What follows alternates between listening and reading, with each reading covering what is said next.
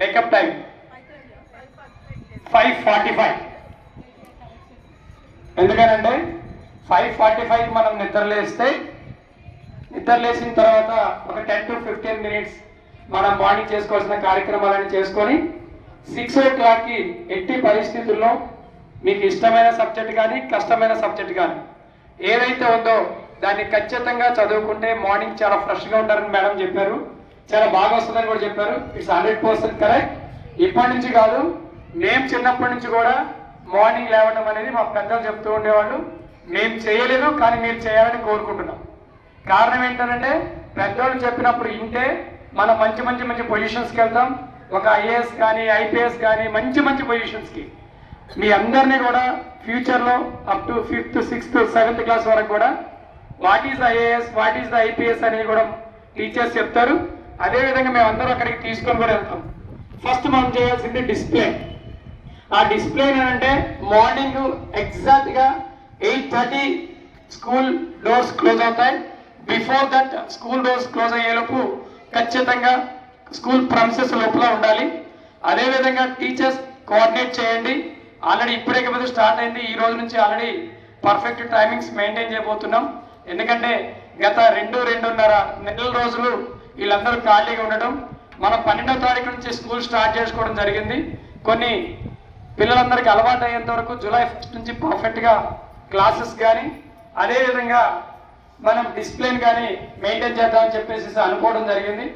ఇది కొత్త స్కూల్ కాబట్టి కొన్ని ఇబ్బందులు వస్తూ ఉంటాయి. పేరెంట్స్ దగ్గర వచ్చిన ప్రతి దాన్ని కూడా, ప్రతి కంప్లైంట్ కావచ్చు, ప్రతి సజెషన్స్ కావచ్చు, ఇటు పక్క ప్రిన్సిపల్ మేడం కానీ లేదా క్లాస్ టీచర్స్ కానీ ఖచ్చితంగా వాళ్ళన్నిటినీ పరిగణలోకి తీసుకొని ఏవైతే మనం ఇంప్లిమెంట్ చేయాలి, చేయగలుగుతాం అనుకున్న ప్రతి ఒక్కదాన్ని కూడా ఖచ్చితంగా ఇంప్లిమెంట్ చేయండి. ఒకవేళ మీ చేతుల్లో కనుక లేకపోతే మేనేజ్మెంట్ దృష్టికి తీసుకురండి. ఖచ్చితంగా కూడా పిల్లలకి కానీ పేరెంట్స్కి కానీ అనుకునే విధంగా రాబోయే రోజుల్లో ఎస్పీఆర్ గ్లోబల్ స్కూల్ ఏదైతే ఉందో ఈ చుట్టుపక్కల ఉన్న స్కూళ్ళల్లో కంటే కూడా తక్కువ టైంలో మంచి పేరు తెచ్చుకోవాలని చెప్పేసి, ఆ మంచి పేరు తెచ్చుకోవడానికి ఇటుపక్క మీరు పిల్లలు కూడా చాలా ఇంపార్టెంట్.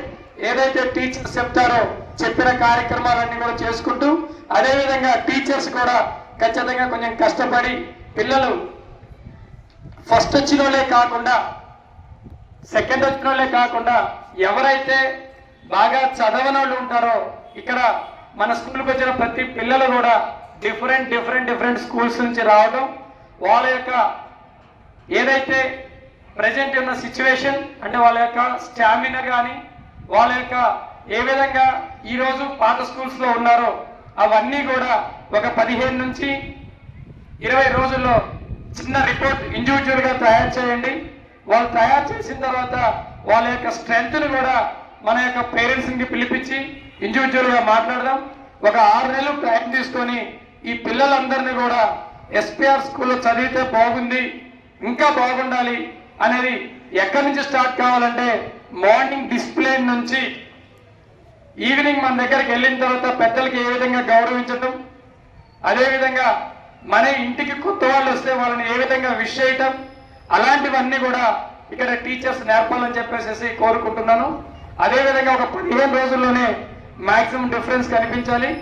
పిల్లలకి ఏదైనా ఇబ్బంది అయితే డైరెక్ట్గా క్లాస్ టీచర్కి చెప్పండి. క్లాస్ టీచర్ ఒకవేళ మీకు క్లియర్ కాకపోతే ప్రిన్సిపల్ గారికి చెప్పండి. తర్వాతనే పేరెంట్స్కి ఇన్ఫార్మ్ చేయండి.